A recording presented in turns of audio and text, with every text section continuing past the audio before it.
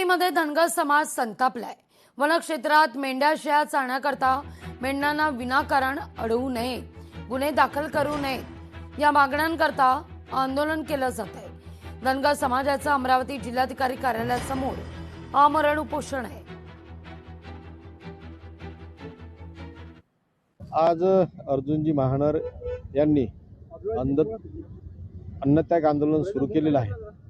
त्यांचे जे काही मागण्या आहेत त्या रास्त आहेतच, कारण अनेक वर्षापासून हा समाज सातत्यानं मेंढपाळी करून आपला उदरनिर्वाह करतो आणि उदरनिर्वाह करत असताना त्यांच्या जर मेंढपाळांना जर चारा मिळत नसेल, ते जर कुठं चारत असतील तर ते जर वन विभाग त्यांना वारंवार त्रास देत असेल, त्यांच्यावर फार मोठ्या प्रमाणावर दंड आकारत असतील, अशा पद्धतीचे हे अतिशय चुकीचं आहे, हे सुलतानी आहे। आहेत आमच्या चराई क्षेत्रातल्या बाबतीत आहे आणि पशुसंवर्धनच्या आहे आणि मेंढपाळांना स्पेशल आरक्षण या माध्यमातून आमच्या 8-9 मागण्या आहेत। सगळ्यात जास्त त्रस्त मागणी आमची चराईची आमची पारंपरिक आजोबा पंजोबा आमचे चराईच्या त्या जंगलातच राहत होते, पण आजकालचे अधिकारी येऊन जातात तिथं आणि लाखो रुपयाचा दंड फाडतात। आणि पशुसंवर्धनचं जे आहे, आमच्या वर्षातभर मॉर्टिलिटी 4 महिने इतकी होते की एकाचं नुकसान 80 ते 90 हजार रुपये होते। इथं 10 रुपये जरी माणसाचे हरवले तर माणसाचं मन दुखतं। आमचं मन कुठं असेल हे शासनानं जाणून घ्यावं। गडचिरोलीच्या दुर्गम भागात 22 मिनी सेतू केंद्र आहेत।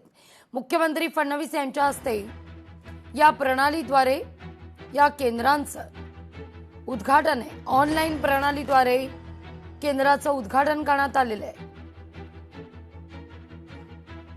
हे 22 केंद्र अतिदुर्गम भागात आहे। याच्यामध्ये आता पूर्णपणे जे इक्विपमेंट्सची गरज आहे ते तिथे उपलब्ध करण्यात येईल। तिथे बँकिंगची सुविधा, महसूलचे दाखले आणि इतर जे सेवा अनुज्ञा आहे ते हे 22 ठिकाणी आपले। लोकशाही मराठी ऐका, पहा, जागरूक रहा।